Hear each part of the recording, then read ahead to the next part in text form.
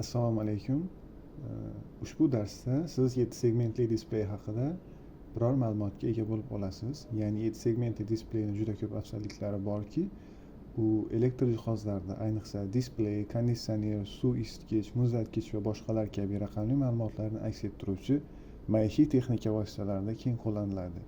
7 segmentli displeydagi ledlarning turli pinlariga turli xil elektr signallarni kiritish orqali yorug'lik chiqaradi. U ko'rsatish mumkin bo'lgan raqamli ma'lumotlar, vaqt, sana, harorat va boshqalarni o'z ichiga oladi. Bizga kerak bo'ladigan komponentlar quyidagilar hisoblanadi. Hozir buni tayyor yig'ib qo'ydim, chunki yig'ish jarayonini videoga olish ancha murakkabroq, ko'p vaqt ketadi. Buni qaraydigan bo'lsak, mana shu ko'rib turganimiz 7 segmentli displey bo'ladi. Ya'ni bu yerda 7 ta bo'lakdan iborat qarasangiz. Bizga yana kerak bo'ladigan jihozlar bu 8 ta 220 ohm rezistorlar. Ya'ni mana bu ko'rib turgan rezistorlarimiz har bir nimasiga ulanadi. 8 ta va yana bir qancha ulagich simlar kerak bo'ladi. Bundan tashqari ko'rib turganingizdek Arduino breadboard va yana Arduino Mega 2560 shular kerak bo'ladi. Buni ulanish tartibi ko'rib turganimizdek 7 segmentli displeyni dastlab Arduino breadboardga ulab olamiz va uni har bir simiga mos ravishda bittadan qarshilik ulab chiqamiz. Mana bu ko'rib turgan bo'lsangiz, hozir kamerada uncha yaxshi chiqmayapti. Har biriga mos bittadan ulanib chiqqan va shunga mos ravishda yana bizga bir qancha ulagich simlar kerak bo'ladi va bu simlar ham mos ravishda Arduino Mega platasida qaraydigan bo'lsak 4-nimadan 11-gacha ulangan. E'tibor berib qaraydigan bo'lsak, hozir bu yerda sal ko'rinishi qiyinroq bo'lib turibdi.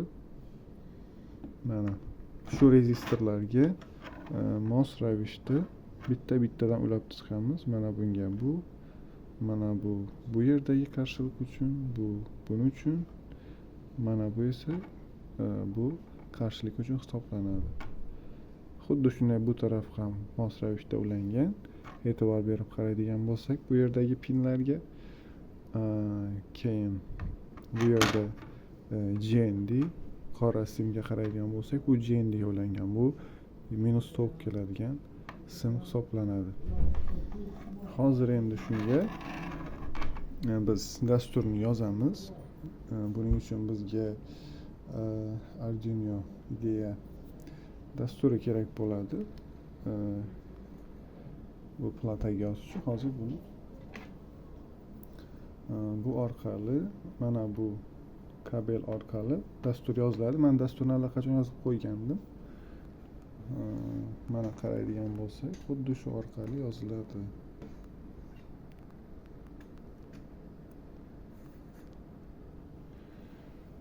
Buni ulab olamiz.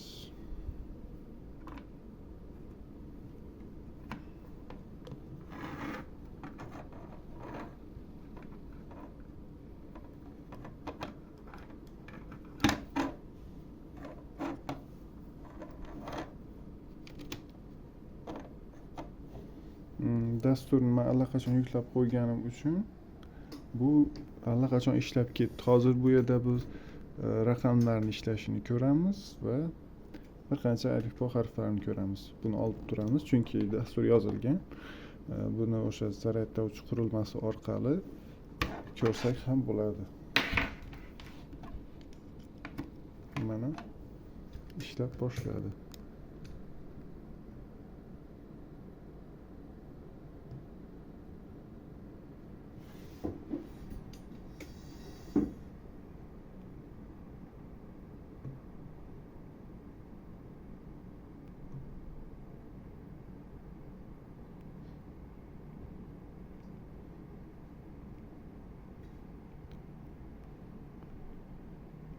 O'ngacha sanab alifboni hosil qilyapti Fgacha.